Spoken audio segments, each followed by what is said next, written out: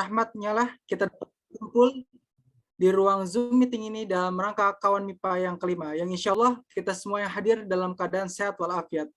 Salawat serta salam semoga selalu tercurah kepada baginda Nabi Muhammad SAW dan kepada para keluarga dan sahabatnya, dan semoga kita semua bisa menjadi umatnya yang senantiasa istiqomah kelak. Amin ya rabbal alamin.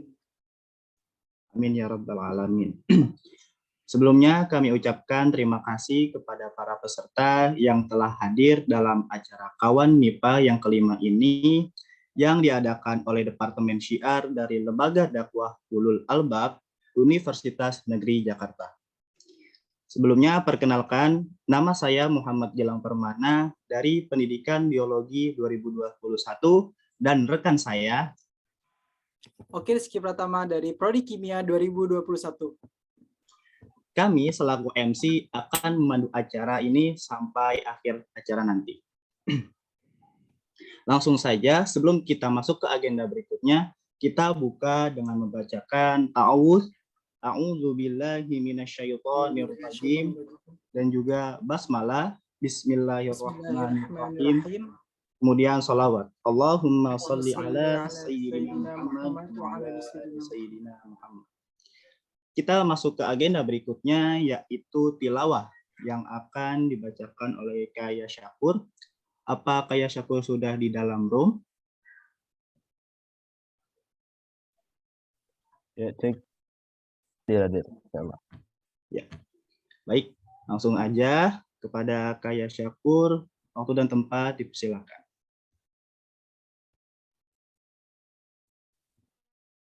Ya, kurang ya.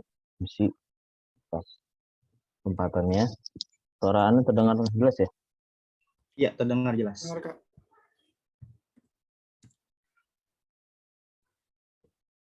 A'udzu billahi minasy syaithanir rajim. Bismillahirrahmanirrahim. قوم نوح من قبل إنهم كانوا قوما فاسقين والسماء بنيناها بأيد وإنا لموسعون والأرض فرشناها فنعم الماهدون ومن كل شيء خلقنا زوجين لعلكم تذكرون ففروا إلى الله إني لكم منه نذير مبين ولا تجعلوا مع الله إلها آخر إني لكم منه نذير مبين كذلك ما أتى الذين من قبلهم من رسول إلا قالوا ساحر أو مجنون أتواصوا به بل هم قوم طاغون فتول عنهم فما أنت بملوم وذكر فإن الذكرى تنفع المؤمنين وما خلقت الجن والإنس إلا ليعبدون ما أريد منهم من رزق وما أريد أن يطعمون إن الله هو الرزاق ذو القوة المتين فإن للذين ظلموا ذنوبا مثل ذنوب أصحابهم فلا يستعجلون فويل للذين كفروا من يومهم الذي يوعدون صدق الله العظيم. Ya, anak balikan kepada MC. Baik, Sadaqallahul Azim. Mudah-mudahan yang membacanya dan juga kita semua yang mendengarkannya mendapatkan keberkahan serta pahala dari Allah Subhanahu wa taala. Amin amin ya rabbal alamin. Langsung saja nih kepada Saudara Oki, ada apa sih habis ini? Baik, untuk selanjutnya di acara Kawan MIPA yang kelima ini ada pembicara yang luar biasa. Sebelumnya kita bakal bacain dulu nih CV dari pemateri kita pada hari ini. Untuk operator bisa ditampilkan CV dari pemateri kita. Dipersilakan.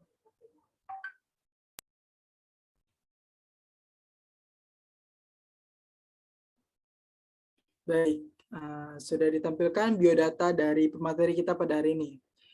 Beliau bernama Ustadz Ammar Ar-Risalah. Beliau lahir di Jakarta pada tanggal 16 November tahun 1992. Beliau tinggal di Jalan Kelurahan Jatijajar, RT 03 RW 08, Tapos, Depok. Riwayat pendidikan formal beliau yang pertama adalah jurusan Universitas Negeri Jakarta, dan beliau juga menempuh pendidikan di Stid Al-Hikmah dengan prodi komunikasi dan penyiaran Islam, dan juga beliau menempuh pendidikan non-formal di Sirah Community Indonesia. Dan juga banyak sekali aktivitas beliau, diantaranya kreator konten di podcast Ngaji Budaya, kreator konten di @risalahAmmar, menulis buku diantaranya Taman Kehidupan tahun 2020, sebuah jarak yang dipangkas oleh puisi tahun 2021, Desas-desus tentang kencing sembarangan tahun 2015, Rumah tahun 2014, Puisi Menolak Korupsi 2015, dan masih banyak lagi. Beliau juga merupakan Imam Masjid Nurul Irfan UNJ tahun 2013 sampai tahun 2017, dan masih banyak aktivitas beliau. Dan juga adapun prestasi beliau, diantaranya perwakilan Indonesia dalam ASEAN Literature Festival Community Session 2015 melalui Buletin Stomata, juara 2 Lomba Debat Bahasa Kemendikbud 2012, juara 2 Pekan Seni Mahasiswa Daerah DKI Jakarta tahun 2013, juara 3 Teater Terbaik Festival Teater Jakarta UNJ tahun 2013, nominasi sutradara dan aktor utama terbaik Festival Teater Jakarta UNJ tahun 2013, dan masih banyak lainnya. Dan moto hidup beliau adalah Bismillah. Kontaknya bisa kita lihat di layar ya, teman-teman. Masya Allah, CV dari beliau banyak sekali dan juga pendidikan formal dan non-formal yang beliau geliti. Untuk itu, sebenarnya materi kita pada hari ini apa sih? Ada yang tahu nggak nih teman-teman? Atau Kak Gilang tahu nggak nih materi kita pada hari ini tuh bakal membahas tentang apa? Nah, materi pada malam hari ini yaitu kita akan membahas virus merah jambu. Apa sih virus merah jambu itu? Virus merah jambu itu kata lainnya itu jatuh cinta gitu ya. Jatuh cinta, apalagi kepada kaum muda-mudi seperti kita gitu ya, pasti rasa jatuh cintanya tuh wah gitu lagi, itu apa ya, lagi besar-besarnya gitu, atau bisa dikatakan bucin gitu ya. Benar.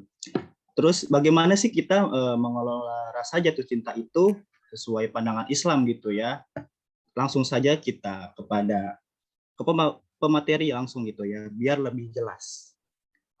Kepada Ustadz Ammar, apa sudah ada di dalam room? Alhamdulillah sudah ada. Baik Ustadz, gimana nih? Apa kabar Ustadz hari ini? Alhamdulillah. Afwan, aneh harusnya kajiannya tadi sore, tapi belum sampai Depok, tadi hujan-hujanan tuh jam 5 ternyata. Masya Allah, mantap. Ya, afwan. Oke, langsung aja kita simak baik-baik materinya yang akan disampaikan oleh Ustadz Ammar. Waktu dan tempat kami persilakan. Baik, jazakumullah khairan, Gilang gitu ya. Sebelumnya, alhamdulillah nahmaduhu wa nasta'inuhu wa nastaghfiruh wa na'udzu billahi min syururi anfusina wa min sayyiati a'malina may yahdihillahu fala mudhillalah wa may yudlil fala hadiyalah. Asyhadu an la ilaha illallah wahdahu la syarikalah wa وأشهد أن محمدا عبده ورسوله لا نبي بعده. اللهم صل على محمد وعلى آل محمد كما صليت على إبراهيم وعلى آل إبراهيم وبارك على محمد وعلى آل محمد كما باركت على إبراهيم وعلى آل إبراهيم إنك حميد مجيد. Rabbi shrah li sadri wa yassir li amri wahlul 'uqdatam min lisani yafqahu qawli. Rekan-rekan sekalian, alhamdulillah pertama-tama tadi saya minta maaf sebesar-besarnya karena memang ternyata hujan gitu ya, dan saya ada agenda di Bogor tadi itu ya. Masya Allah udah macet, hujan gitu ya, akhirnya saya juga sampai rumah. Tapi biar aman, saya bilang udah diundur aja jam 8 malam. Tapi ternyata teman-teman sekalian cukup banyak nih pesertanya 68. Alhamdulillah. Yang kedua, saya juga merasa senang akhirnya kembali bisa mengisi ke ini rekan-rekan sekalian, adik-adik saya, anak-anak UNJ gitu ya. Apalagi sekarang di UNJ itu lagi rame. Ya, ramenya kenapa? Ya biasalah orang-orang LGBT gitu ya, itu minta dikasih panggung. Mereka nyari panggung dan mereka minta dibenarkan penyimpangannya. Ini teman-teman menjadi front terdepan, menjadi garda paling depan gitu ya untuk menjaga UNJ dari perzinaan, menjaga UNJ dari penyimpangan seksual. Nah, yang ketiga, ini malam ini saya diminta menyampaikan tema yang menggelitik sebetulnya ya, virus merah jambu. Yang mana ini di generasi sekarang gitu ya, memang saya sendiri merasakan interaksi antara kader-kader dakwah atau interaksi antara teman-teman pengawal dakwah kampus tuh kok cair sekali gitu ya. Hari pertama kenalan chat-chatan masih ana antum gitu kan. Hari kedua chat-chatan sudah ganti aku kamu. Hari ketiga chat-chatan sudah mulai pakai emot gitu kan. Hari keempat udah mulai ngepap gitu ya, ngepap makan apa gitu ya, ngepap muka dan lain sebagainya. Nah, teman-teman sekalian gitu ya. Pertama-tama, apa sih sebenarnya yang terjadi? Nah, apa sih cinta dalam Islam itu? Sebenarnya salah nggak sih jatuh cinta dalam Islam? Oke. Pertama, cinta dalam Islam itu ada dua jenis. Pertama, yang digambarkan dengan kata syahwat. Yang kedua, yang digambarkan dengan kata mahabbah. Apa bedanya? Syahwat ini digunakan oleh Nabi Lut alaihi salam untuk menjelaskan kelakuan kaum LGBT. Karena syahwat ini tidak mengenal jenis kelamin, syahwat ini tidak mengenal waktu, syahwat ini tidak mengenal jalan cerita, syahwat ini nggak kenal jahat atau baik, syahwat ini nggak kenal berkah atau ini adalah dosa, pahala atau dosa. Syahwat tidak mengenal itu. Ya, saat itu dia merasakan syahwat, maka seakan-akan dia jatuh cinta. Contoh, orang-orang gay dan orang-orang lesbi yang dia rasakan itu mungkin saja adalah sebuah syahwat. Dia merasa terangsang dengan kaum sejenisnya. Yang dia mengira itu cinta. Nah, contohnya lagi adalah ada orang yang ketika di dekat lawan jenisnya, dia ingin dia terangsang secara syahwat. Nah, ini bahaya. Yang kedua, ada yang namanya mahabbah. Ya, mahabbah ini adalah kata-kata yang digunakan untuk bertautnya dua hati. Jadi, ada orang yang mungkin cacat, tapi dia bisa dicintai oleh orang lain. Ada yang sama sekali tidak mengenal, tapi orang mencintai cara dia berpikir. Orang mencintai cara dia bersikap, orang mencintai kebaikan-kebaikan yang dia lakukan. Karena mahabbah, ya, atau mawaddah, itu muncul, itu sebabnya karena iman dan amal soleh, munculnya itu karena akhlak yang baik, munculnya itu justru karena kita taat kepada Allah Subhanahu wa Ta'ala. Ini juga muncul karena pertemuan. Jadi intensitas pertemuan yang tinggi menyebabkan kita kok lama-lama suka ya, kita kok lama-lama tertarik ya sama dia. Itu namanya mahabbah dan mawaddah. Tapi kalau syahwat, ini nggak kenal siapa orangnya gitu loh. Yang penting pada saat itu gitu ya, atau sebenarnya sederhananya ini bisa digambarkan dengan satu kata, yaitu hasrat gitu loh. Jadi bukan cinta, ini hasrat gitu ya. Nah, teman-teman sekalian, maka kita sudah harus mulai mempelajari kita itu sebenarnya sedang terkena mawaddah atau mahabbah, atau kita itu terkena syahwat. Ya, gitu ya. Kalau kita mengikut kata Ibnul Qayyim Al-Jauziyah yang disadur dari kata-kata Rasulullah Shallallahu alaihi wasallam. Tidak ada obat bagi dua orang yang jatuh cinta kecuali menikah.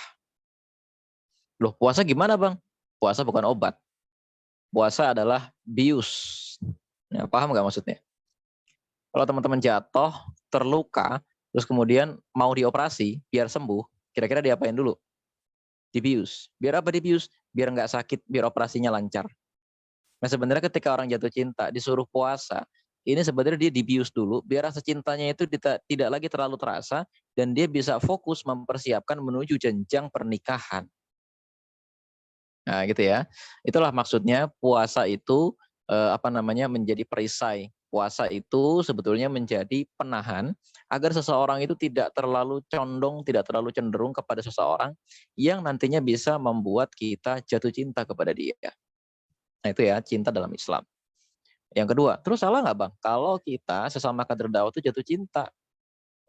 Salah nggak sih? Nah, kan kadang-kadang teman-teman ada yang satu grup gitu ya, atau kadang-kadang yang mungkin stalking gitu-gitu ya, wajar lah gitu ya. Itu manusiawi. Artinya stalking itu bukan sesuatu yang salah, kecuali teman-teman sengaja screenshot dan lain sebagainya gitu ya.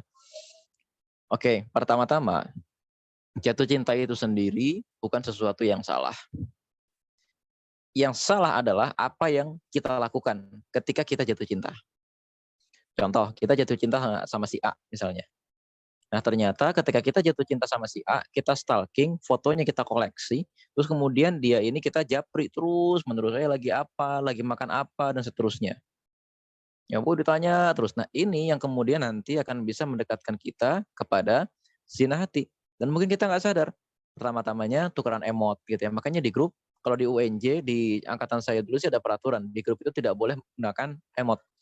Jadi pokoknya kalau kita bercakap-cakap di grup itu harus efektif. Assalamualaikum warahmatullahi wabarakatuh, teman-teman sekalian. Besok gimana? Jadi nggak kita berangkat? Waalaikumsalam. Ya insya Allah. Kalau sekarang kan ditambahin ya. Assalamualaikum warahmatullahi wabarakatuh, teman-teman sekalian. Jadi nggak kita berangkat? Kalau jadi berangkat, aneh tidur cepat malam ini. Hehe. Terus habis itu pakai emot. Ya. Kemudian dijawab tuh sama akhwat ceritanya kan. Waalaikumsalam. Oh iya tidur aja sana cepet-cepet. Tapi jangan mimpiin aneh ya. Hehe. Pakai emot lagi. Nah ini ya teman-teman sekalian. Ini yang kemudian ternyata hal-hal semacam ini ya, candaan-candaan lucu begini, canda-candaan yang kita kira sepele, remeh, ternyata ini akan mempercepat timbulnya cinta dalam hati kita, atau bahkan timbulnya syahwat. Itu yang pertama. Yang kedua memang karena sekarang tuh mudahnya kita berkomunikasi, itu sekarang setiap orang seakan-akan ya dalam tanda kutip punya punya bucinnya sendiri-sendiri gitu loh. Yang hal semacam ini sebetulnya dalam sebuah lembaga dakwah itu tidak sehat. Mengapa? Karena biasanya si dua orang bucin ini akan meninggalkan gerakan dakwah dengan mudah. Ya, ketika memang kita itu nggak hati-hati, akhirnya kita merasa, aduh, ngapain nih saya berdakwah begini-begini padahal hati saya masih kotor. Atau bahkan mungkin gara-gara bucin itu, ya ironisnya acara-acara dakwah, pertemuan pada saat kita acara dakwah, contohnya apa? Daurah atau dikumpulkan di UNJ untuk apa sekedar syura dan lain sebagainya, malah menjelma menjadi pintu maksiat. Kita datang ke acara UNJ, ketemu sama lawan jenis kita, lalu lawan jenis kita menyengaja pulang bagaimana kalau kita nongkrong dulu di mana Ropisbak misalnya, atau di abnormal loh di di Sunan Giri gitu ya, di Jalan Balai Pustaka misalnya. Atau ya mungkin kemudian gara-gara mungkin saat itu masih sore gitu ya, yuk kita jalan-jalan agak jauh kemana, ke Bogor, ke Curug dan lain-lain. Nah teman-teman sekalian, hal yang semacam ini sebetulnya kurang baik ya. Nggak usah ditanya kurang baiknya kenapa. Akan tetapi sebaiknya memang kita menutup pintu-pintu datangnya syahwat. Itu ya. Nah yang kedua, selain tadi memang datangnya dari kadang-kadang kita sendiri nggak teliti, memang caranya kita sendiri di organisasi kita harus tegas dan menegakkan aturan. Saat ini saya menduga banyak sekali kader-kader dakwah itu yang organisasinya itu tidak tegas kepada VMG karena disinyalir BPH-nya sendiri yang terkena VMG. Ibaratnya kita mau memberantas kejahatan, tapi justru polisinya itu menjadi biang penjahat. Nah, ini analoginya paham nggak sampai di sini? Ya, kita mau memberantas kemacetan lalu lintas, tapi ironisnya polisinya sendiri yang bikin macet gitu loh. Nah, analogi seperti itu, ini seperti misalnya kita mau menanamkan kepada kader-kader baru. Ya, jangan VMG, jangan jatuh cinta gitu kan, atau jangan interaksinya terlalu dekat. Ironisnya kita sendiri yang BPH, begitu. Ya kan, tukar-tukaran foto gitu ya, hahaha hihi di grup sampai malam. Yakin deh, mungkin sebagian besar di antara kita di sini gitu ya, tuh punya grup yang isinya BPH yang cair, atau isinya anggota-anggota yang cair yang di situ nggak ada ketua, atau di situ nggak ada orang yang menjadi common enemies. Kenapa dia menjadi common enemies? Karena dia selalu mengingatkan, terlalu dekat, terlalu begini, terlalu begitu. Grupnya isinya cuma 4 orang rata-rata ya. Terus nama grupnya paling kalau nggak Besti Karib namanya. Gitu ya. Kalau nggak Besti Karib, kalau nggak nama grupnya itu dinamain pokoknya nama-nama yang orang nggak tahu deh, grup makan siang atau apa gitu kan. Kalau terjadi sesuatu di grup utama, terus dia itu berapa tempat itu bakal syuro sendiri. Biasanya isinya 2 cowok, 2 cewek. Kalau nggak 2 cowok, 2 cewek itu ya, 3 cewek, 1 cowok. Biasanya begitu. Nah, ini teman-teman sekalian itu nggak sehat. Karena apa? Biasanya 4 orang ini akan membuat satu keputusan atau 4 orang ini akan apa namanya? 4 orang ini akan membuat satu apa ya? Keputusan sendiri gitu loh. Kayak satu keputusan sendiri yang kemudian loh kok ini 4 orang dilihatnya beda sendiri gitu loh. Interaksinya dekat sendiri dan lain-lain. Nah, kebayang ya? Kebayang.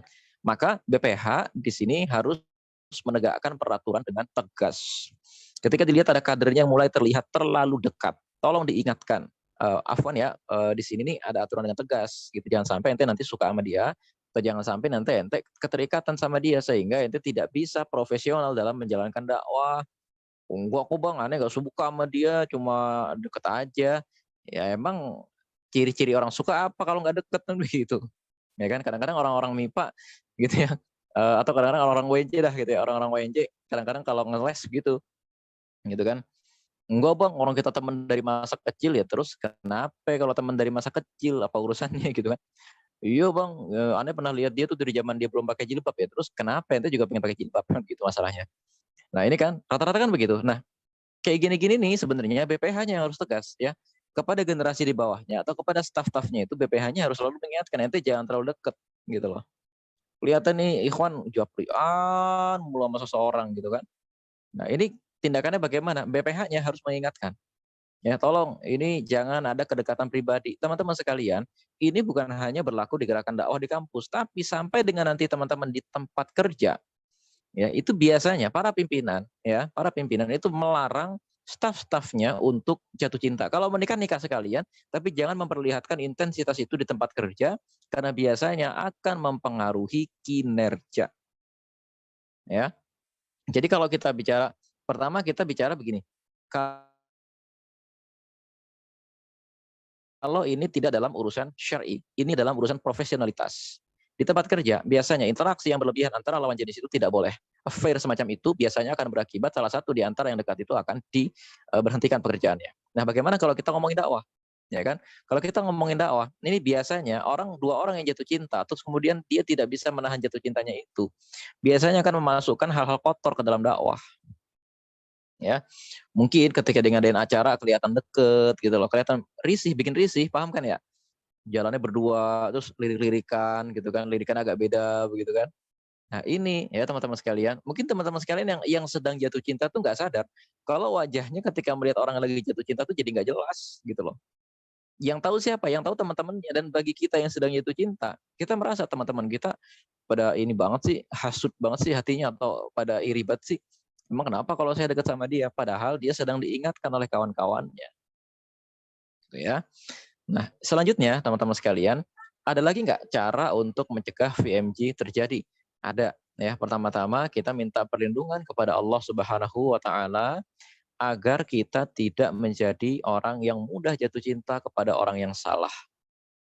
Oh, Masya Allah. Ada nggak doanya? Nggak ada. Ini doanya doa pribadi aja, gitu ya. Karena rata-rata dulu di masa Rasulullah Shallallahu Alaihi Wasallam orang masih umur belasan tahun, 17 tahun, 19 tahun udah kelihatan suka sama perempuan, dinikahin, gitu ya teman-teman sekalian. Kalau sekarang kan teman-teman nggak bisa kan, begitu mau nikah mertua nanya skripsimu bagaimana, gitu kan. Jadi seakan-akan sekarang itu syarat sah nikah itu ada 1 ada wali, 2 ada mempelai, 3 ada mahar, gitu ya, 4 ada akad, yang kelima ada ijazah, gitu ya. Yang diurus banyak surat-suratnya. Nah, teman-teman sekalian, nah sebenarnya ini nggak mesti seperti ini ya. Teman-teman sekalian kalau kira-kira merasa saya sudah mulai timbul rasa cinta, gitu kan, ngomong sama merobinya. Tapi pasti saya yakin sama kakak mentor atau merobinya itu disuruh menyelesaikan kuliah dulu. Makanya teman-teman sekalian, kalau lagi kuliah tuh fokus, jangan japrian sama lawan jenis. Kalau lagi ngerjain skripsi itu jangan ngeluh sama lawan jenis, dikerjain skripsinya. Kalau teman-teman lagi capek, nugas, atau capek lagi syuro segala macam, jangan ngeluh sama lawan jenis, tapi diselesaikan dulu tugasnya. Ngeluhnya sama Allah, gitu loh. Karena kita terbiasa mengeluh kepada Allah, maka hati kita tuh akan jadi tidak mudah jatuh cinta. Ya. Dan kadang-kadang kita juga sebenarnya bukan jatuh cinta, tapi lagi jenuh gitu loh. Lagi jenuh ngerjain tugas, ini itu, tiba-tiba datang satu sosok lawan jenis mengisi kekosongan itu, mendengarkan dia bercerita gitu loh. Ya kan? Mendengarkan dia bercerita ngalor ngidul, tahu nggak? Hari ini Anda capek banget nih, bla bla bla. Oh iya, udah makan belum? Udah minum Alphonse belum? Ya, udah cek scan peduli lindungi belum? Waduh, gitu deh pokoknya deh, gitu ya. Laporan semua. Nah, yang kayak gini-gini nih teman-teman sekalian, ini bikin kinerja dakwah tuh jadi ambruk, jadi rusak. Yang kayak gini-gini juga akhirnya bikin malam-malam kita tuh tidak produktif. Teman-teman guling-gulingan di kasur, japrian sama akhwat, cengangas, cengenges, senyum-senyum. Ya akhwat juga begitu, malam-malam guling-gulingan sambil nonton drama Korea, japrian sama ikhwan nunggu balesan. Ya kan, haha, hehe, gitu kan. Terus saja begitu. Malam yang harusnya bisa menyelesaikan satu buku, satu artikel, atau bahkan mengulang hafalan Al-Quran. Akhirnya malah kita jadi guling-gulingan kayak risol sambil baca chat-chatan. Ya kan? Ngomong, ngalor ngidul, ngomongin kucing di kampus, ngomongin menik kapan jadinya, gitu kan. Apalagi kalau ini yang japri dia tuh udah buaya terlatih. Ya, buaya terlatih itu bagaimana? Itu hari ini jenazahnya Emeril Khan Mumtaz itu datang ke Bandung. Itu aja bisa jadi bahan japrian. Tahu nggak jenazahnya Emeril sudah datang. Oh iya, terus bla bla bla bla bla bla ujungnya hahaha hehe senyum-senyum nggak sadar udah jam 2 pagi. Ya gitu kan. Terus apa pagi-pagi bikin status ngantuk nih insomnia. Padahal Anda bukan insomnia, tapi Anda menghabiskan malam dengan cengenges bersama dengan lawan jenis di kolom chat. Nah, itu loh teman-teman sekalian. Ya gitu kan sekarang modus-modusnya gitu kan. Nah, makanya teman-teman sekalian harus lebih hati-hati. Nah, selanjutnya isi hari-hari kita dengan kegiatan yang produktif dan positif. Contohnya apa? Sibukkan diri kita dengan menghafal Al-Qur'an. Ya, sibukkan diri kita dengan menghafal Al-Qur'an. Teman-teman di sini anak-anak UNJ gitu ya. Saya tahu, saya paham masuk UNJ itu tujuannya bukan menjadi seorang ahli agama. Teman-teman masuk MIPA tujuannya untuk menjadi guru MIPA. Teman-teman masuk FBS tujuannya menjadi guru bahasa atau guru seni. Teman-teman masuk FIS tujuannya menjadi guru IPS gitu ya. Teman-teman masuk olahraga tujuannya menjadi guru olahraga atau menjadi atlet. Tapi tidak ada jurusan di UNJ yang tujuannya teman-teman tuh jadi ulama. Ya, jurusan pendidikan agama Islam aja tujuannya agar teman-teman menjadi guru agama Islam. Maka teman-teman sekalian, di sini sangat rentan ketika teman-teman sekalian itu tidak ada rem apapun di UNJ. Nah, maka mari kita hafalkan Quran meskipun targetnya tidak usah setinggi target teman-teman yang kampusnya itu kampus syariah. Ya, dengan menghafal Quran itu nanti insya Allah perlahan-lahan kebiasaan-kebiasaan buruk kita itu akan hilang. Ya, kita yang biasanya japri akhwat, panjang lebar yang akhwat juga gitu. Yang biasanya kita japri ini ikhwan aja. Karena dia sadar dia punya kewajiban murojaah, dia akan mengurangi istilahnya itu screen time. Screen time itu jam lihat layar gitu ya. Nah, yang laki-laki juga begitu. Ketika dia nanti sadar, oh saya sudah punya hafalan, saya mau murojaah dulu atau saya mau tilawah dulu, dia akan sadar. Tidak-tidaknya dia mengurangi waktu 1 jam atau 2 jam untuk menghafal Al-Quran. Yang kedua, sibukkan diri kita dengan berbagai komunitas tetap di dalam satu gerakan dakwah yang sama. Misalnya teman-teman di LDF misalnya, ya. Ketika teman-teman di LDF, jangan bikin gerakan dakwah baru di luar, tapi manfaatkan LDF itu untuk bikin misalnya klub baca dan dipisah ikhwan dengan akhwat. Hari ini kita baca bukunya Ustadz Salim Afillah. Besok kita baca bukunya Ustadz siapa lagi, gitu ya misalnya. Besok kita bacanya Sholihin Abu Izzuddin. Besoknya lagi kita mengkaji pemikiran Syiah. Siapa nih sumber pemikiran Syiah yang memberitahu kita sesatnya Syiah itu di mana. Besoknya lagi kita membaca tentang sejarah Buya Hamka dan seterusnya. Terus sibukin dan jangan dicampur, ikhwan-ikhwan aja, akhwat-akhwat aja. Insya Allah dengan seperti itu, bonding atau ikatan di antara kita akan lebih terjaga, dan kita juga nggak akan sibuk ngejapriin ikhwan atau ngejaprin akhwat gitu loh. Karena kita sudah punya kesibukan sendiri. Atau kalau misalnya nggak baca buku, kalaupun nggak baca buku gitu ya, bisa kita ganti dengan yang ikhwan dengan yang futsal gitu ya. Yang akhwat dengan klub memasak, kan jarang ya ada lembaga dakwah punya klub masak buat akhwat. Padahal ini penting. Atau misalnya klub belajar naik motor dengan aman. Ya ini akhwat-akhwat UNJ saya rasa sudah mulai punya bakat belok kanan sen kiri.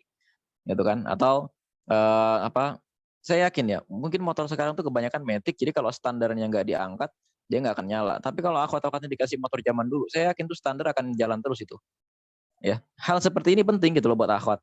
Ya, Penting bagi akhwat misalnya untuk jalan di depan Jalan Pemuda Rawamangun tuh jangan di lajur tengah. Dari 7 lajur yang ada di Jalan Pemuda, jalanlah di lajur paling kiri saja. Itu paling aman. Akhwat kan gitu. Gitu kan? Atau di parkiran UNJ gitu ya. Apa namanya? Jangan ngeluarin motor dulu baru nyalain, pakai helm di sana dan seterusnya sehingga bikin macet ya. Tapi pakai helm dulu, pakai jaket dulu, pakai sarung tangan dulu baru dikeluarin motornya. Sehingga nggak bikin macet. Nah, kayak gini-gini kan penting gitu ya belajar. Nah, kalau kita udah belajar kayak gini-gini gitu ya, nanti insya Allah kita nggak akan lagi punya waktu untuk melayani cinta yang tidak perlu. Bahkan bila mana perlu gitu ya teman-teman sekalian, bikin aja komunitas anti VMG gitu loh. Satgas anti VMG. Kalau memang dipandang itu sudah sangat keterlaluan. Keterlaluan tuh indikatornya apa? Kita lihat dari grup. Jadi grup, kok udah mulai kelihatan banget, emot-emotnya udah mulai nggak wajar gitu kan. Atau misalnya kita lihat kebersamaan di dunia nyata deh. Ya, di dunia kok nih orang kelihatannya bareng-bareng, terus minta temenin sama akhwat ke Blok M, ke kantin aja minta bareng gitu kan. Kok syuronya terlalu malam, ya di dunia nyatanya itu terlalu malam, sehingga ini membuka peluang mungkin kita akan jalan-jalan apa dan lain sebagainya gitu ya berdua-dua. Ini satgas seperti ini pentingnya seperti itu. Dan bahkan ini kalau kita ditantang sama orang-orang liberal, mana nih LDF atau mana nih gerakan dakwah suaranya kepada potensi pelecehan seksual. Dengan satgas ini ya kita mencegah interaksi berlebihan antara laki-laki dengan perempuan. Sehingga dengan demikian isu pelecehan seksual bisa kita minimalisasi. Kan gitu. Nah, selanjutnya teman-teman sekalian, ada juga nih hal yang memicu VMG, tapi VMG-nya ini berupa syahwat. Apa itu? Teman-teman sekalian, kebanyakan paparan pornografi. Ini sangat berbahaya. Ya, teman-teman sekalian, bagi teman-teman yang mungkin paparan pornografinya ini berasal dari manga ya atau misalnya berasal dari film bagi yang laki-laki atau bagi yang perempuan ini rata-rata paparan pornografinya dari webtoon atau drama Korea.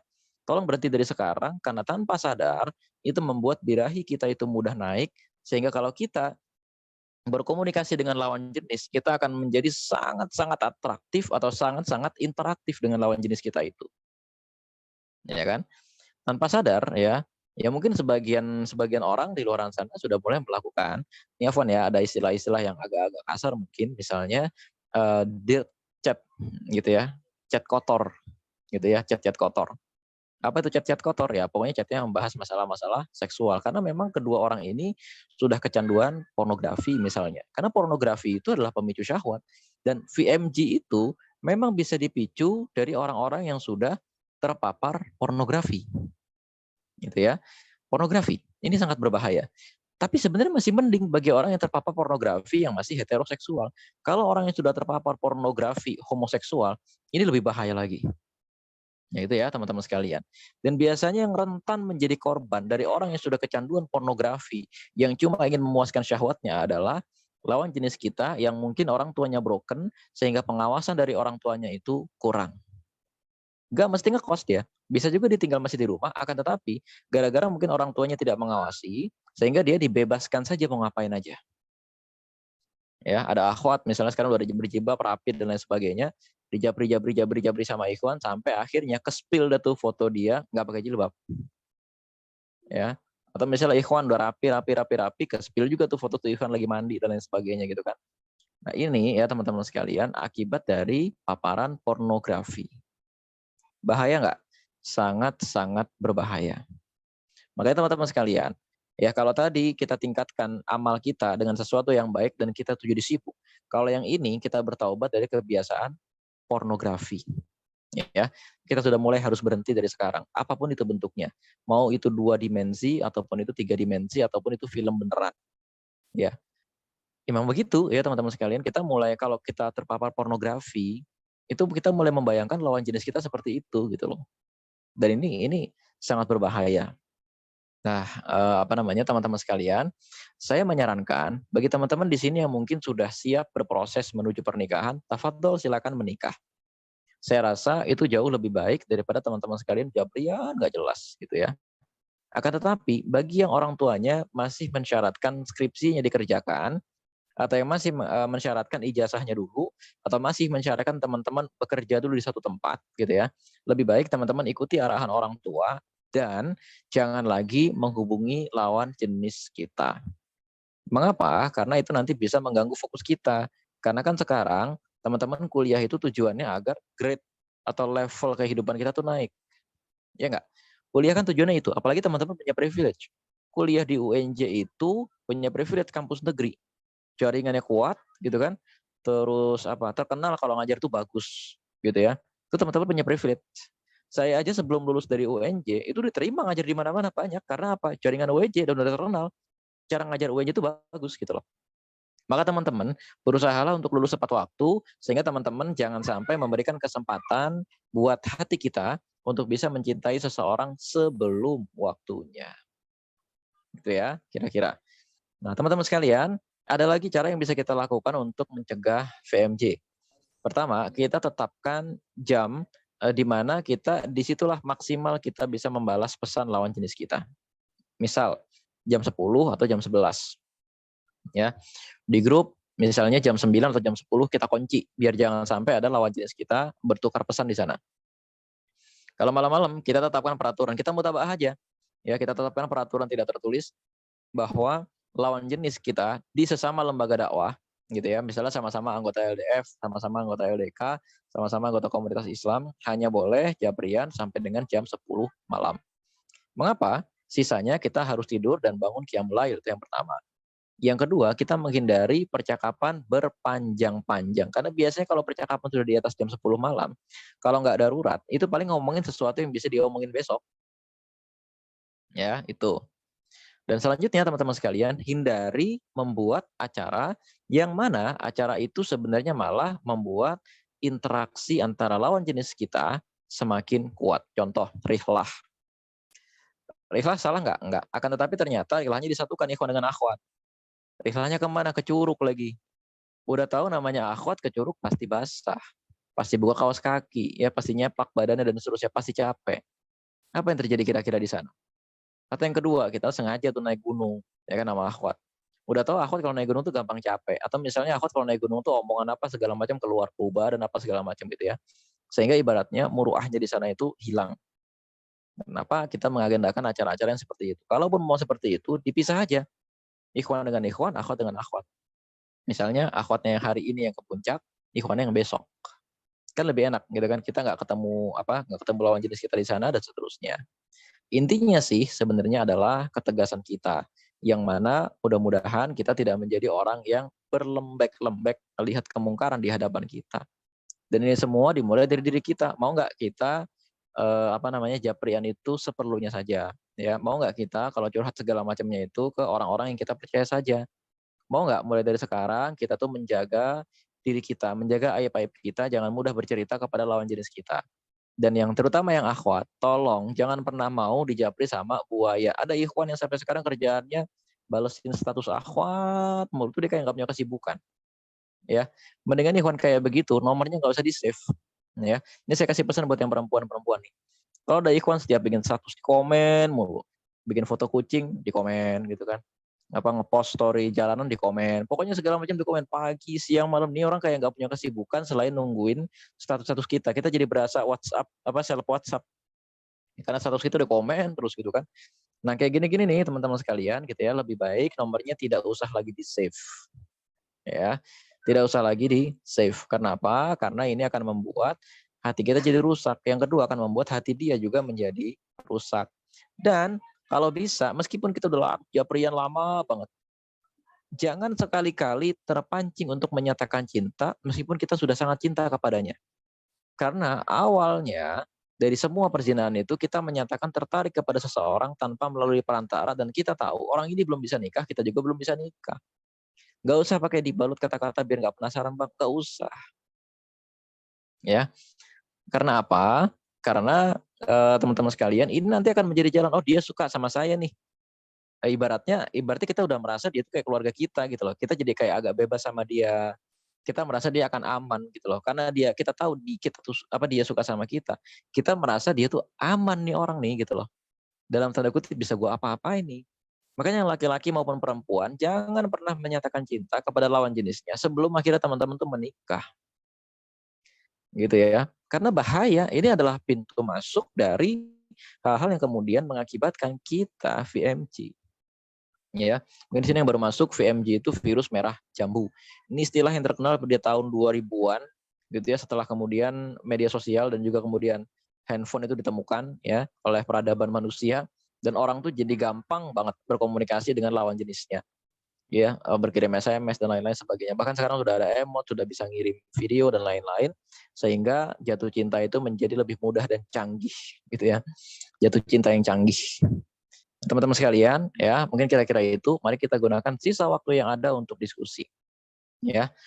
Nah, saya kembalikan kepada Gilang, kita sama-sama doakan mudah-mudahan organisasi kita tercinta, dakwah kita tercinta dibebaskan dari yang namanya VMG. Assalamualaikum warahmatullahi wabarakatuh. Waalaikumsalam warahmatullahi wabarakatuh. Terima kasih Ustadz atas penyampaian materinya yang luar biasa. Nah, langsung aja nih, pastikan dari teman-teman sekalian ada yang ingin bertanya gitu ya. Untuk lebih lanjutnya, langsung aja kepada Oki. Silakan Oki.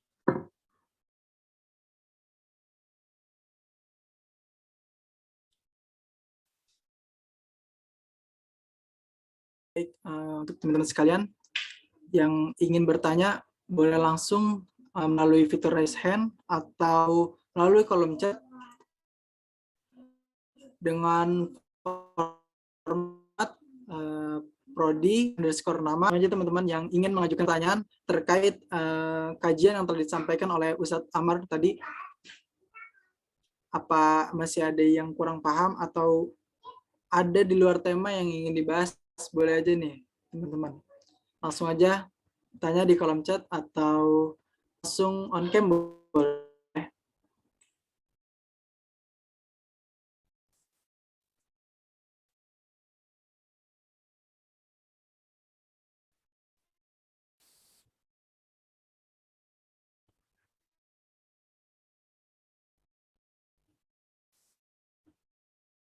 Oke, sebelumnya Ustadz izin tanya, pertanyaannya mau satu dijawab langsung atau dikumpulin dulu ya Ustadz? Bebas Tafarul, tapi mungkin dijawab satu-satu kali ya, sehingga nanti teman-teman yang merasa pertanyaannya sudah terjawab, nggak usah nanya lagi gitu. Oh iya. Oke, mungkin yang untuk yang pertama ya, dari Azam Izzatul Haq. Assalamualaikum Ustadz. Izin bertanya, bagaimana caranya menyikapi teman yang bukan aktivis dakwah yang punya komitmen untuk menjaga diri dari VMJ, sedangkan mereka terlihat terkena VMJ. Syukran Ustadz. Oke, gimana cara jagain teman kita dari VMJ sedangkan mereka nih kayaknya udah kena gitu ya? Ya, gimana? Iya. Suara saya kedengeran nggak? Iya, terdengar Ustadz. Oke, tadi sempat putus soalnya di saya tapi. Oke, gimana caranya jagain teman kita yang kena VMJ atau dari VMJ padahal kita tahu ini kayaknya udah ada tanda-tanda ya. Oke kan, udah ada tanda-tanda kena gitu ya. Pertama sih kita tegur aja gitu. Tapi nggak usah dicari-cari. Jadi gini teman-teman sekalian. Kaidah dasar kita di lembaga dakwah itu adalah latihan bermasyarakat. Nah, namanya latihan bermasyarakat. Jangan sengaja mencari aib teman kita. Tolong. Kita nggak tahu nih teman kita VMJ atau nggak, udah jangan dicari tahu gitu kan teman VMJ ini siapa gitu, jangan gitu ya. Misalnya kita curiga, naudzubillahi min dzalik misalnya ya, misalnya Gilang kita curiga nih, ya Gilang kayaknya Japrian mulu, mahkot siapa ya? Ya nggak usah dicari-cari, ngapain, itu udah aibnya dia gitu loh. Allah juga melarang kita mencari aib orang lain. Kecuali kita adalah seorang hakim atau pengacara atau jaksa yang memang tugasnya menegakkan hukum. Nah kalau udah kayak gitu ya caranya bagaimana ya? Pertama selipkan aja tuh kajian-kajian anti VMJ gitu loh di grup gitu, terus kita diingetin gitu kan, kasih dia buku yang menjelaskan bahaya VMJ atau ada kajian kayak gini juga bagus gitu ya, diingetin seakan-akan itu kita gitu loh, kayaknya aneh mulai gini deh, aneh mulai merasa nggak enak nih Japrian mulu sama akhwat gitu loh. Kenapa ya, nggak nyaman aja gitu loh, kita tuh lembaga dakwah, kita tuh sedang berdakwah, masa kitanya begini sama akhwat gitu, kayaknya nggak pantas aja gitu. Dan yang akhwat juga begitu, bukti kita tuh adalah seorang yang menegakkan dakwah di kampus UNJ. Sedangkan sekarang di UNJ itu musuh-musuh dakwah sudah nyata. Ada komunis, ada LGBT, ada orang ateis, ada orang syiah, macam-macam berkumpul, gitu kan. Nah, masa kita masih, masalahnya itu kita cuma masih stuck di masalah cowok aja. Mau sampai kapan ya kita kira-kira begini. Jadi dengan dialog, jangan dituduh gitu loh. Udah nggak zamannya lagi kita menyidang orang. Ukti, antum Japrian ya sama si A, antum pacaran ya Mas ya. Ya dia aja nggak tahu dia itu sebenarnya pacaran apa enggak, pakai ditanya. Namanya juga Japrian, namanya juga VMJ. VMJ itu kan hubungan tanpa status itu sebenarnya kan. Dia aja tuh nggak tahu pacaran apa enggak, jangan kemudian ditanya ente pacaran ya, jangan kayak begitu. Itu nanti akan membuat dia kabur dari dakwah. Padahal tujuan kita itu membuat seseorang yang tidak mengenal dakwah itu menjadi kenal dakwah, dan seseorang yang berdosa itu bertaubat, bukan kabur dari kita. Ya, makanya hati kita tuh dilembutkan dulu ya, belajar bicara yang baik gitu kan. Tabayun itu cara yang terakhir sekali. Kita nggak usah cari tahu. Tabayun itu kalau berdasarkan informasi misalnya, informasi itu sudah sangat fatal gitu loh. Misalnya begini, ada orang yang ngelihat, ada dulu saya pertama kali awal-awal nikah gitu ya, bukan pertama kali nikah gitu kan, seakan-akan ada pernikahan kedua ketiga gitu ya. Jadi ketika awal-awal saya nikah, itu ada orang gitu ya, lapor gitu loh. Masa ana ngelihat ada orang pakai jaket UNJ, lagi naik motor berdua sama orang pakai jaket Lipia. Saya mikir aja, siapa nih anak UNJ naik motor boncengan sama anak Lipia? Kan tanya, ente ngeliatnya kapan? Jam sekian sekian bang. Oh gitu. Motornya apaan? Motornya ini bang. Lah itu mah saya, sama istri saya. Ternyata begitu gitu loh. Nah jadi teman-teman sekalian, nggak usah tabayun tuh kayak gitu loh. Tapi kalau cuma teman-teman, kayaknya si ini suka deh masih, itu mah bukan tabayun, nggak usah ditabayunin, ya. Itu mah teman-teman doain aja teman-teman kita masing-masing. Terus kita dampingi, kita ajak ngobrol, jangan disalahkan. Maksudnya jangan diucapkan apa kesalahannya, tapi kita tetap mengingkari perbuatannya. Jangan keluar dari mulut kita, ente salah tuh kalau begitu, jangan kayak begitu. Karena itu nanti akan membuat dia kabur dari dakwah. Nah itu ya kira-kira, Gilang. Saya kembalikan kepada moderator. Oke. Selanjutnya ada lagi Ustadz yang bertanya dari Kamonik. Assalamualaikum Ustadz, izin bertanya. Untuk offline kan ada GSE dan GST ya. Nah, bagaimana sih lembaga dakwah se-UNJ bisa membiasakan lagi untuk sweeping teman-teman fakultas yang masih berada di lingkungan kampus gitu. GST itu gerakan 6:30 ya. Pendapat saya mengenai GST. Tapi sebelumnya saya mau nanya sama teman-teman, di masa pandemi ini GST-nya gimana berjalannya? Karena saya nggak tahu nih. Gimana? Di masa pandemi kan online tuh. Itu GST-nya gimana? Jujur, ini kurang tahu Ustaz. Nah itu ya sama-sama ini ya online semua ya. GST ya, jam 6:30 Zoom harus kosong dari akhwatnya gitu ya. Saya juga nggak tahu tuh gimana. Tapi gini, dulu saya memang termasuk sebelum saya mengenal dakwah gitu ya. Saya termasuk orang yang bertanya-tanya, apa sih harus GST gitu? Bagaimana jika dia adalah orang yang sedang nunggu dijemput? Atau bagaimana jika dia orang yang akhirnya karena dia harus ngapain pulang malam ngerjain tugas, dia malah bertebaran di luar kampus dan lebih leluasa. Pertama begitu. Tapi akhirnya saya sendiri sadar, ini adalah langkah membuat UNJ sendiri tidak menjadi tempat maksiat, itu yang pertama. Yang kedua, sebetulnya target utamanya membatasi kegiatan organisasinya, bukan orangnya. Karena ketika kegiatan organisasinya terbatas, 6:30 udah selesai, artinya setelah sholat dia harus pulang, berarti tidak ada lagi agenda malam, tidak ada lagi peluang ikhtilat, atau tidak ada lagi peluang berdua-duaan, tidak ada lagi peluang bertatap muka antara ikhwan dengan akhwat yang disebabkan oleh kegiatan lembaga dakwah. Sebenarnya itu begitu. Nah, terus bagaimana kalau sampai membuat satgas dan lain sebagainya sebagai latihan? Sebagai latihan, karena nanti lama-kelamaan dia akan merasa risih. Dan perasaan risih ketika saya pulang malam dengan akhwat itu kebawa akhirnya gitu loh. Aduh, udah kemalaman nih gitu loh. Udah kemalaman nih, mana ada akhwat gitu loh. Itu akan nempel di dada kita gitu loh. Penghormatan kita kepada perempuan gitu kan. Misalnya, aduh, Ukti ini sudah malam, afwan ya agendanya kita lanjutkan besok aja. Atau afwan, ketika kita nanti ketemu sama LDK kampus lain, atau ketika kita ketemu dengan adik kelas kita, afwan ya ini udah terlalu malam, kayaknya sebenarnya bisa kita lanjutin besok. Alibinya ya, saya capek dari pagi kuliah gitu kan, begitu kerja sama dosen segala macem gitu kan. Apalagi malam-malam angkutan itu lebih berbahaya ya. Rata-rata pelecehan terjadi di malam hari, bukan di siang hari. Maka jam 6:30, yuk sebaiknya kita selesaikan agenda. Ya kan? Sebenarnya itu sarana latihan aja, bukan masalah dosa atau enggak. Orang sekarang masa iya di kampus jam 7 malam dosa? Enggak. Itu tuh cuma sekadar latihan. Sama halnya seperti teman-teman misalnya sekarang dari pemerintah ada aturan di kampus harus pakai masker. Ketika masker itu antum lepas, dosa enggak? Yang enggak sebenarnya, karena itu pembiasaan dari pemerintah agar teman-teman senantiasa menggunakan masker, kan begitu. Nah, gitu ya. Jadi ini sebenarnya langkah pembiasaan. Cuman saya juga sedikit mengoreksi nih. Ada beberapa petugas GST, beberapa petugas apa namanya jaga malam gitu ya, yang memang terlalu keras gitu. Nuduh-nuduh, antum ngapain di sini berzina? Ya, jangan kayak gitu. Diingetin ya pelan-pelan. Afwan ya, nih antum kan akhwat nih, udah jam 6:30. Kayaknya antum lebih baik berkegiatan di luar kampus aja. Mungkin kayak begitu kan? Gitu. Atau misalnya Afwan nih, kayaknya antum jangan di kampus lagi ya, karena jam 6:30 itu sudah malam tuh, kasihan tuh akhwat, apalagi di rumahnya jauh di Bekasi, jauh banget tuh kan. Nah itu masa dia pulang lebih dari jam 6:30 gitu kan, sampai rumah jam berapa? Karena logikanya sekarang, saya dulu kuliah di UNJ, rumah saya di Depok, di apa daerah Jalan Raya Bogor. Saya dulu itu kalau saya naik motor ya, itu kira-kira sekitar 1,5 jam di waktu rush hour, bahkan bisa sampai 2 jam. Dan logikanya kalau saya pulang habis sholat maghrib jam 6:30, saya sampai rumah itu jam 8:30, itu udah capek banget. Ya kan, mandi udah males gitu kan, ketemu orang tua udah cemberut aja kan, di jalan mungkin ada apa dan lain-lain. Bagaimana kalau dia pulang habis Isya, jam 7:30 dia baru pulang, sampai rumah 10:30, kira-kira baik nggak bawa tahwat? Nah itu ya, kira-kira jawabannya. Tapi kita memang harus saling koreksi gitu ya. Oh iya, kalau saya nggak bisa pulang jam 6:30 itu berarti agenda saya berantakan sebenarnya. Kenapa sih kok saya harus pulang 6:30 gitu loh. Yang kedua, oh saya sebagai orang yang disuruh ngerazia untuk orang-orang pulang jam 6:30, jangan-jangan cara saya terlalu kasar. Jangan-jangan saya terlalu judgmental gitu loh.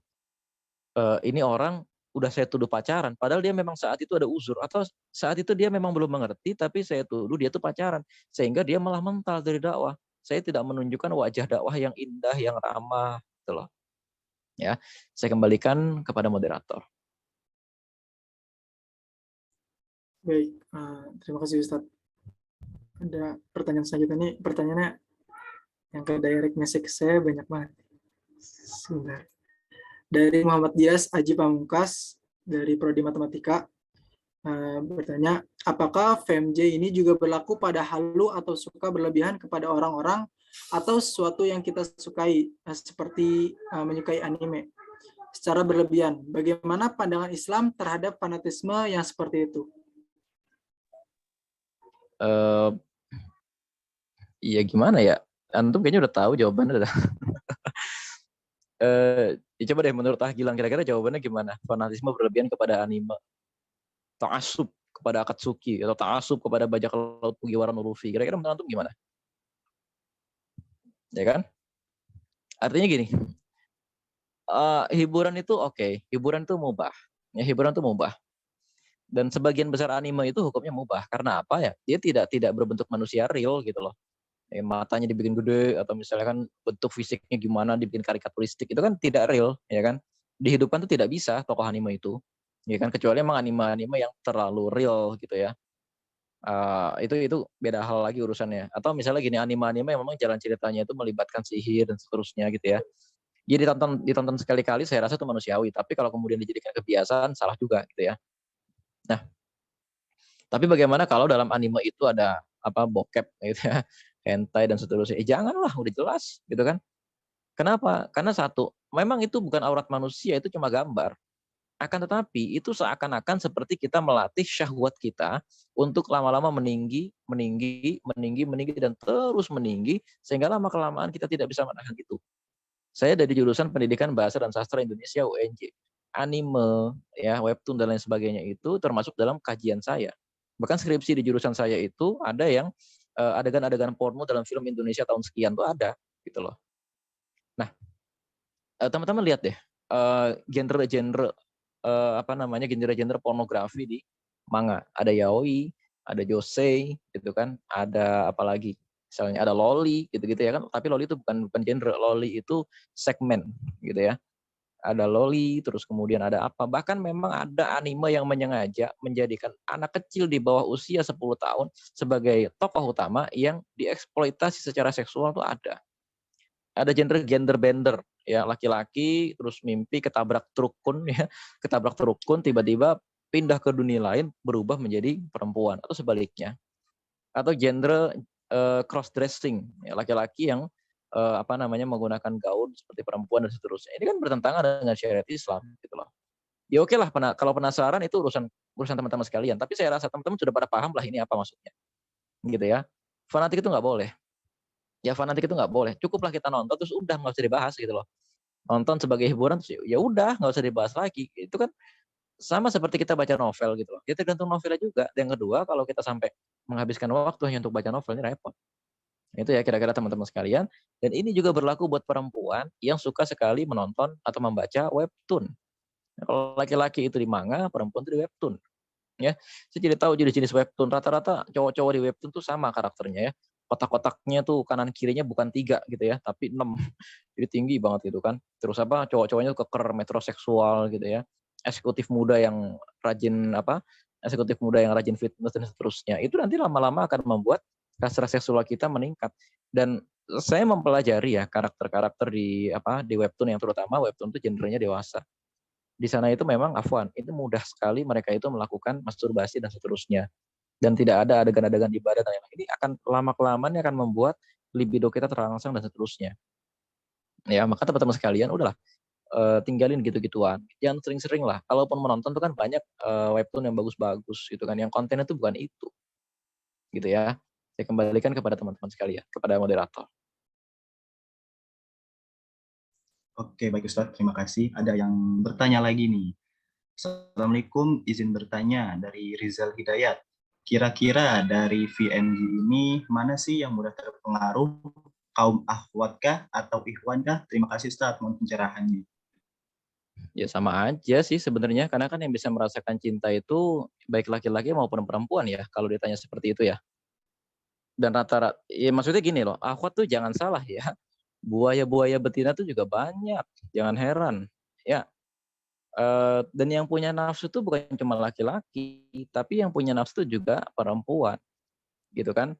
Nah, makanya sekarang nggak penting mencegah di perempuan tuh gimana, mencegah di laki-laki itu bagaimana. Tapi yang lebih penting adalah apa yang bisa kita lakukan untuk mempersempit potensi terjadinya VMG itu. Oke, dipisahkan aja kegiatan laki-laki dan perempuan. Jangan sampai ada ketua bidang, sekretarisnya akhwat, kelar itu orang. Ya, kelar itu orang.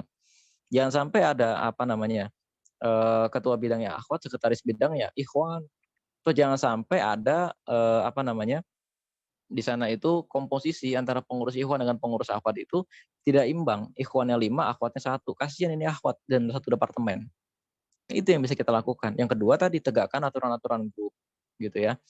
Dan mungkin kalau dikatakan yang lebih rentan jatuh cinta itu adalah perempuan dan yang lebih rentan bermain-main adalah laki-laki. Kan dua-duanya sama sebenarnya VMG juga.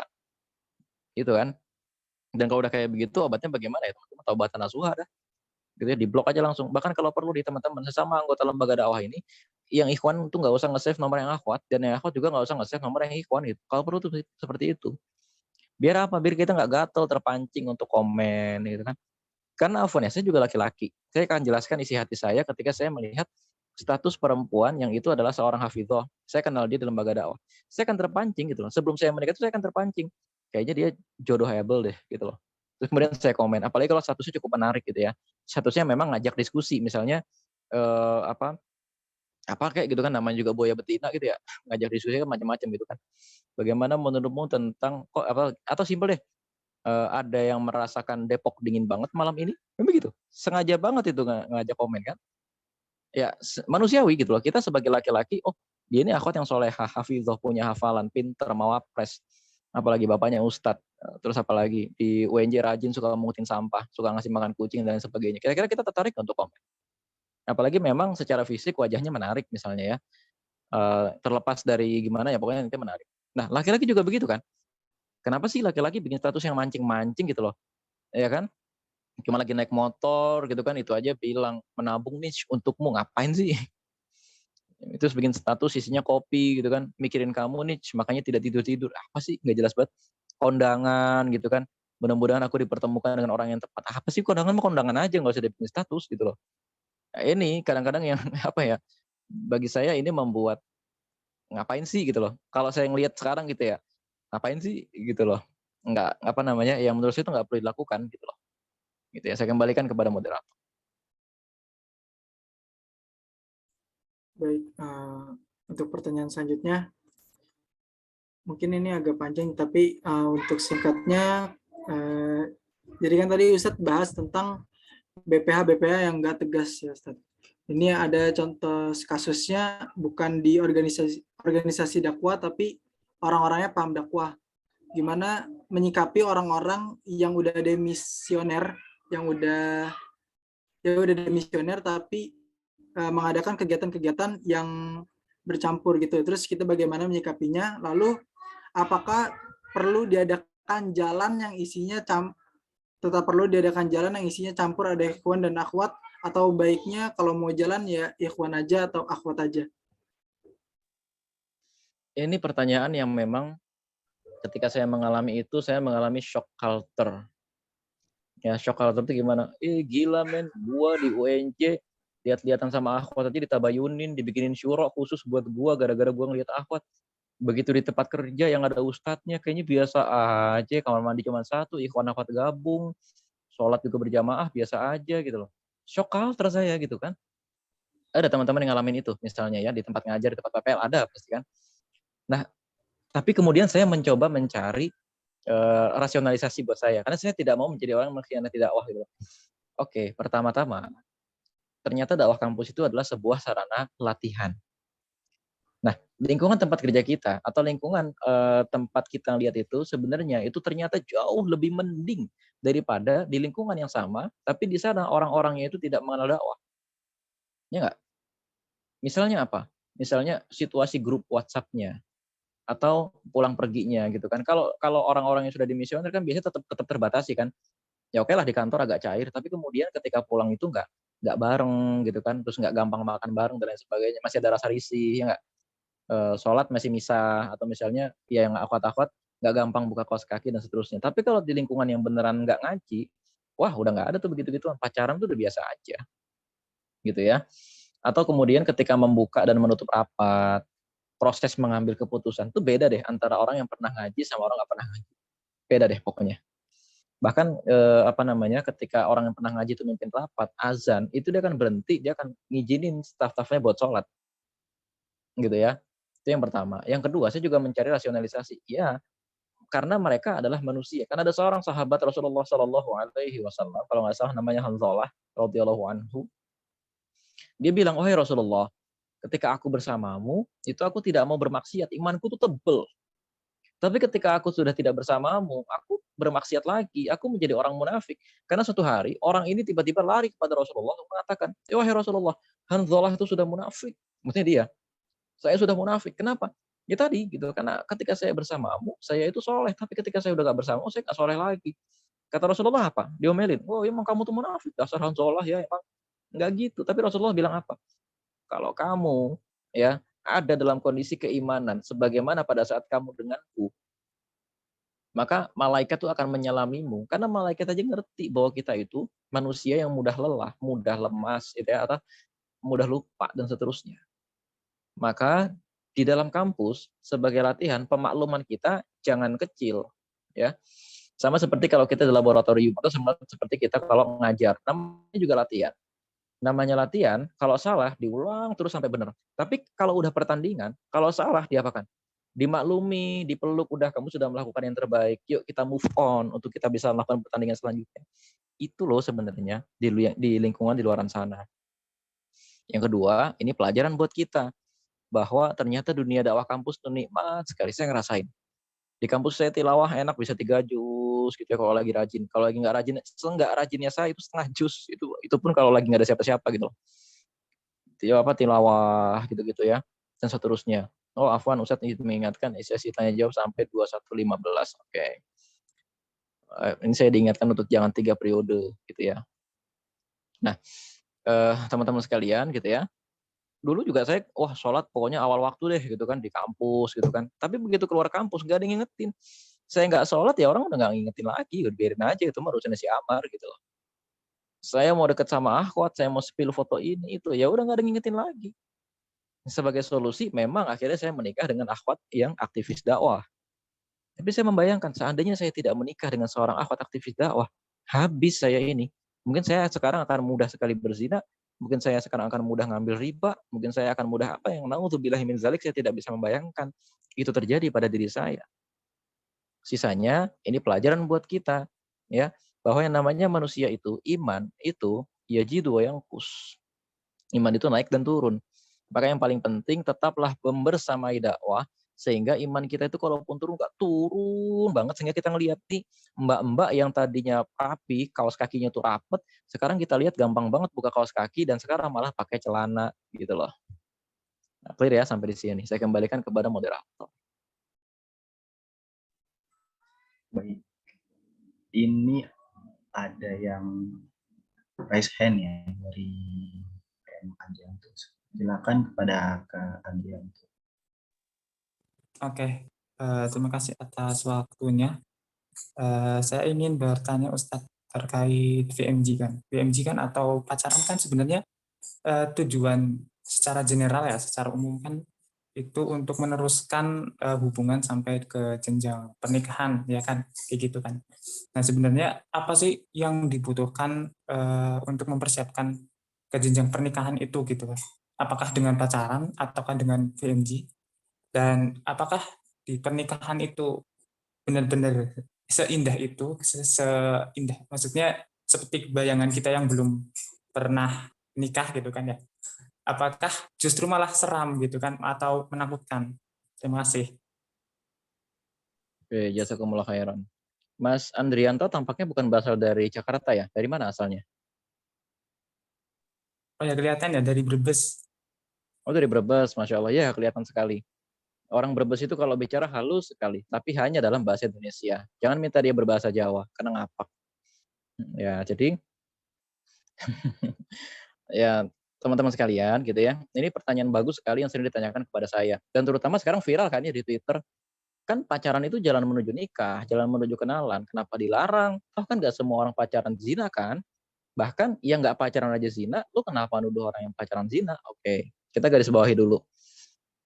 Pertama, harus saya luruskan bahwa tidak semua orang yang pacaran itu niatnya menikah. Itu cuma prasangka kita.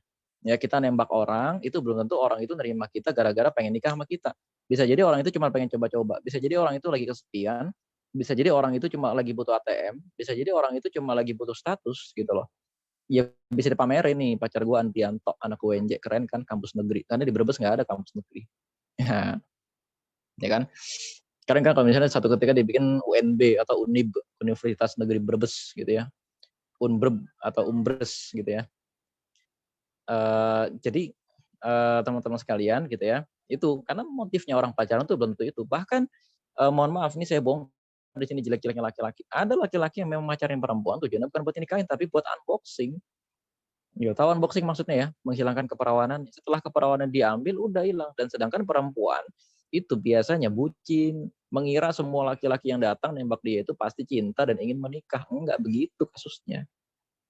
Gitu ya. Itu yang pertama. Yang kedua, maka dengan itu proses pernikahan itu dijalani dengan persiapan batin, bukan dengan persiapan yang semacam itu. Nah, lalu apakah dunia pernikahan itu seindah itu? Tergantung Anda membayangkannya seperti apa. Kalau yang dibayangkan ada teman berbagi, ya. Ya, kalau dibayangkan ada teman cerita, ya. Kalau yang dibayangkan kehidupan seksual, oh iya banget, ya seksual. Atau kalau yang dibayangkan kemudian apa, ya pokoknya indah-indah deh, ya benar. Akan tetapi ada yang nggak di-spill, berantemnya gitu kan, konflik, mertua intervensi, susahnya nyari duit gitu loh. Bayangin, kita susah nyari duit, nggak taunya istri di rumah tidur-tiduran, piring nggak dicuci, kucing berantakan, akuarium ikan pada mati, pada ngambang. Kesel nggak kira-kira? Kesel banget pasti, dan itu konflik akan mudah terjadi. Atau istri melarang kita melakukan hobi lama yang kita lakukan. Misalnya apa? Kita hobi mahal, hobi perbaikan motor gitu ya, hobi renovasi motor, hobi naik gunung. Ternyata istri nggak suka, wah konflik. Atau kemudian ternyata salah satu di antara kita selingkuh. Makanya sebenarnya tujuan kita latihan di dakwah kampus itu biar kita punya karakter sebagai seorang muslim yang baik. Biar kita itu ketika nanti memasuki dunia pernikahan, nggak jadi kayak orang yang menikah hanya dengan insting gitu loh. Mas Andrianto umurnya berapa? 20 Ustadz. Oh 20, Alhamdulillah. Ya kira-kira sebenarnya itu usia yang sudah siap untuk menikah. Tapi kalau menurut undang-undang tunggu sampai usia 21 ya. Iya, jadi menurut undang-undang perkawinan Mas Andrianto ini masih anak kecil. Kasihan ya. Memang undang-undang perkawinan kita ini agak aneh, tapi nggak apa-apa. Artinya masih ada waktu minimal Mas Andrianto bersiap-siap selama setahun. Siap-siapnya apa? Sebagai laki-laki siap-siap menafkahi. Karena kalau tidak bisa menafkahi, pernikahan kita akan bubar. Siap-siap sebagai laki-laki untuk bersetia kepada satu hati yang halal saja. Gitu ya. Dari sekarang jangan lagi jabri-jabrin banyak akhwat. Jangan lagi kemudian kita itu nggak terlalu dekat dengan akhwat dan seterusnya. Dan jaga hubungan baik kita dengan orang tua. Karena apa? Pangkal dari hubungan rumah tangga kita rusak itu biasanya karena hubungan kita dengan orang tua tidak baik. Ya, itu kira-kira jawaban saya. Mungkin nanti selebihnya teman-teman bisa cek di berbagai feed saya karena jawabannya dari pertanyaan Mas Andrianto ini panjang sekali. Panjang sekali. Jawabannya nggak 1-2. Nah gitu ya kira-kira. Saya kembalikan kepada moderator. Wah, barusan saya lihat moderatornya live ini. Kayaknya jaringannya nggak ada. Minta tafadhol. Ya, baik. Untuk mungkin pertanyaan terakhir, Ustadz. Afwan, Ustadz izin bertanya. Kalau misal ada seorang akhwat yang sudah berusaha untuk move on, tapi si ikhwannya suka tiba-tiba membuat kagum si akhwat. Nah, bagaimana cara akhwat tersebut mengatasinya? Ya, kagum gimana ya? Artinya begini, kalau memang ternyata dua-duanya belum menikah, saya rasa nggak ada salahnya kok mencoba proses menikah gitu ya. Apa masalahnya gitu kan? Artinya teman-teman kalau namanya udah rasa cinta tuh obatnya bukan menghindar gitu. Puasa atau proses menikah gitu loh. Biar rasa penasaran itu bubar. Selesai gitu loh sampai di situ. Atau kemudian kalau misalnya rasa kagumnya itu tidak bisa dikendalikan gitu ya. Maka ada baiknya mungkin nyepi atau minggir dari circle yang ada bersama dengan laki-laki ini. Gitu ya. Atau yang ketiga, mungkin kitanya aja yang gatelan stalker melulu. Ya kan? Makanya tahan. Udah tahu sakit ngapain stalker gitu loh. Udah tahu nggak bisa memiliki, ngapain nawar. Ya kan? Kan sederhananya seperti itu. Makanya teman-teman sekalian yang perempuan nih kadang-kadang cobalah jangan habiskan waktu untuk memperhatikan laki-laki gitu loh. Karena yang namanya laki-laki itu aibnya lebih banyak daripada yang ditampakkan oleh Allah Subhanahu wa taala berupa kebaikan. Dan semua manusia pun seperti itu. Aibnya lebih banyak daripada kebaikan yang Allah tampakkan. Maka jangan terlalu kagum dengan laki-laki. Cobalah mencari kesibukan di dunia nyata gitu ya. Cobalah salurkan rasa suka itu dengan menulis misalnya. Atau cobalah salurkan rasa cinta itu dengan olahraga yang rajin gitu ya. Apa misalnya lagi, ya pokoknya teman-teman jangan ini deh, menghindar dari circle yang lama dengan laki-laki itu. Kalau memang ternyata jalan untuk menikah itu belum ada. Orang tua menuntut kita lulus dulu, orang tua ternyata udah jodohin kita, atau orang tua ternyata masih belum mengizinkan sampai dengan tahun sekian. Kamu hanya boleh menikah sampai tahun 2024. Nah udah, berarti jangan ngapa-ngapain dulu sampai tahun 2024, jangan suka dulu, jangan stalker dulu, dan lain-lain sebagainya. Clear ya, kira-kira itu jawabannya. Saya kembalikan kepada moderator. Oke, syukron Ustaz. Berhubung waktunya sudah mendekati pukul 21.15, jadi mungkin untuk sesi tanya jawab cukupkan sampai sini. Kemudian apa ada closing statement dari Ustadz? Oke ya, sebagai closing kita sama-sama doakan agar diri kita terhindar dari yang namanya VMG yang pertama. Yang kedua, saya mohon nitip di UNJ tolong jaga ketegasan. MIPA itu sudah bisa menjaga reputasinya sebagai pondok pesantrennya UNJ. Orang masuk MIPA keluar-keluar jadi soleh, menjadi ilmuwan. Ya, ini udah apa namanya mitos di UNJ. Ya pertahankan itu. Di UNJ itu kan apa namanya semua orang tuh pasti berjilbab gitu ya. Sampai-sampai laki-lakinya aja pengen ikut berjilbab tuh ada tuh. Makanya teman-teman sekalian gitu ya, kalau bisa ini dijaga gitu ya. BPH harus bersikap tegas. BPH jangan toleran kepada pelanggaran, tapi ingatkan dengan cara yang baik. Jangan gampang menuduh orang berzina, jangan gampang menuduh orang pacaran. Karena rasa suka itu sangat manusiawi, apalagi di usia teman-teman sangat manusiawi. Ketika teman-teman lagi jatuh cinta sama seseorang, dihukum atau kemudian dikritik habis-habisan, maka orang ini akan membenci dakwah kita, hanya akan menganggap dakwah ini menyakiti kita gitu loh. Ya, makanya pelan-pelan aja diingetin ya, pelan-pelan aja. Di grup berikan batasan yang jelas, di Japrian berikan batasan yang jelas. Yang perempuan dan laki-laki mulai sekarang di sesama lembaga dakwah gitu ya. Kalau sama umum mah urusan umum. Tapi kalau di sesama lembaga dakwah lebih baik ngehidden statusnya dari lawan jenis, lebih baik seperti itu. Ya wajar kan kita nanti bikin status lagi meluk-meluk kucing gitu kan, nunggu meluk anak niche gitu. Ya wajar aja gitu kan, namanya juga bercanda. Tapi kan kalau itu dilihat oleh lawan jenis kan jadi mancing-mancing. Ya kan? Nah, yang ketiga, teman-teman sekalian, perbanyak ibadah-ibadah harian. Istighfar, perbanyak sholat malam, perbanyak membaca Al-Quran, dan perbanyak pertemuan dengan guru-guru agama kita, dengan murabi, dengan kakak mentor, dengan ulama. Ya, karena perbanyak ketemu dengan orang-orang soleh itu membuat hati kita semakin takut kepada Allah Subhanahu wa taala. Kira-kira itu. Assalamualaikum warahmatullahi wabarakatuh. Waalaikumsalam warahmatullahi wabarakatuh. Syukron Ustadz atas penyampaian materinya dan juga menjawab pertanyaan-pertanyaan yang telah ditanyakan dari para peserta gitu. Kemudian untuk pertanyaan yang belum dijawab, insya Allah nanti ada di grup dan langsung dijawab di grup gitu ya. Kemudian ada kesimpulan nih dari materi tadi yang akan disampaikan oleh Oki. Silakan Oki. Baik, untuk kesimpulan yang dapat kami ambil, itu yang pertama, jatuh cinta bukanlah sesuatu yang salah, tapi apa yang kita lakukan saat jatuh cinta itu yang bisa menjadi salah. Cara menjauhi virus merah jambu, yaitu diantaranya meminta perlindungan kepada Allah Subhanahu wa Ta'ala, sibukkan dengan kegiatan positif, salah satunya dengan menghafal Al-Quran. Lalu hal yang memicu virus merah jambu berupa syahwat, yaitu dengan hal pornografi. Lalu jangan sekali-sekali menyatakan cinta meskipun kita cinta kepadanya sebelum akhirnya menikah. Karena itulah cikal bakal virus merah jambu. Mungkin itu kesimpulan yang dapat kami ambil dari kajian pada malam hari ini yang disampaikan oleh Ustadz Amar. Oke, makasih Oki. Lanjut ke agenda berikutnya, yaitu sesi dokumentasi nih. Untuk para peserta yang tidak berhalangan untuk mengaktifkan fitur kameranya, boleh diaktifkan. Kita sama-sama dokumentasi dulu ya. Kepada operator, silakan.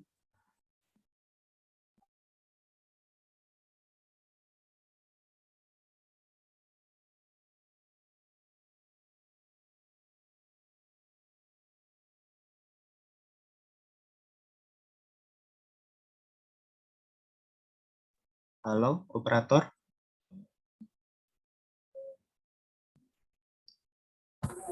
Oke, ini ada baik buat teman-teman yang mau on cam, dipersilakan.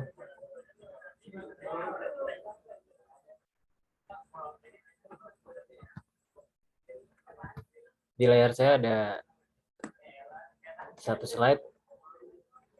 Oke. 1, 2, 3. Sebentar. Sekali lagi. 1, 2, 3.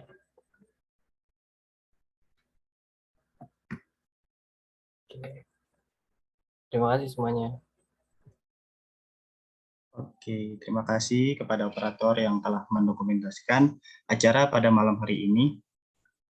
Kami ucapkan terima kasih juga kepada Ustadz Amar yang telah memberikan materinya dan juga telah menjawab pertanyaan-pertanyaan dari peserta. Mudah-mudahan dari materi tersebut bermanfaat untuk kita semua dan juga kita dijauhkan dari virus merah jambu ini. Dan juga kepada Ustadz, mudah-mudahan Allah lancarkan segala urusannya. Amin ya rabbal alamin. Amin. Kemudian jika Ustadz ada kesibukan lain, diperkenankan untuk meninggalkan Zoom ini. Baik, jazakumullah khairan. Ana izin meninggalkan ya. Mungkin sebelumnya afwan jiddan, Ana terpaksa mengubah jadwal pertemuan. Assalamualaikum warahmatullahi wabarakatuh. Waalaikumsalam warahmatullahi wabarakatuh. Assalamualaikum warahmatullahi wabarakatuh. Oke. Selanjutnya ada info-info nih yang penting yang akan lewat. Silakan kepada Oki, ada info apa aja sih? Baik, terima kasih Kak Gilang. Diingatkan lagi nih untuk teman-teman sekalian, kami ingatkan untuk lebih tahu tentang informasi terkait lembaga dakwah Ulul Albab, info-info terbaru, jangan lupa untuk memfollow Instagram @ululalbab.unj. Dan untuk teman-teman sekalian yang ingin belajar sekaligus beramal nih, boleh banget untuk memfollow Instagram @maisyah_ululalbab. Dan jangan lupa untuk memfollow Instagram dari @mensku_fmipa untuk lebih tahu informasi tentang mentoring di Fakultas MIPA. Jangan lupa ya untuk memfollow Instagram dari LDUA, Maisyah, dan Mensku. Baik, saya kembalikan lagi kepada Kak Gilang nih. Oke, terima kasih Oki infonya. Jangan lupa ya untuk di-follow teman-teman sekalian. Terus kami ucapkan lagi nih terima kasih banyak yang telah hadir dalam kajian pada hari ini sampai larut malam gitu ya. Terus jangan lupa kita ikut agenda kawan yang selanjutnya. Langsung kita tutup aja kali ya, Kak Oki. Silakan Kak Oki. Baik. Sebelum menutup acara kawan MIPA pada malam hari ini, marilah kita tutup dengan membaca hamdalah, membaca istighfar, dan membaca doa kafaratul majelis. Subhanakallahumma wa bihamdika asyhadu an la ilaha illa anta astaghfiruka wa atubu.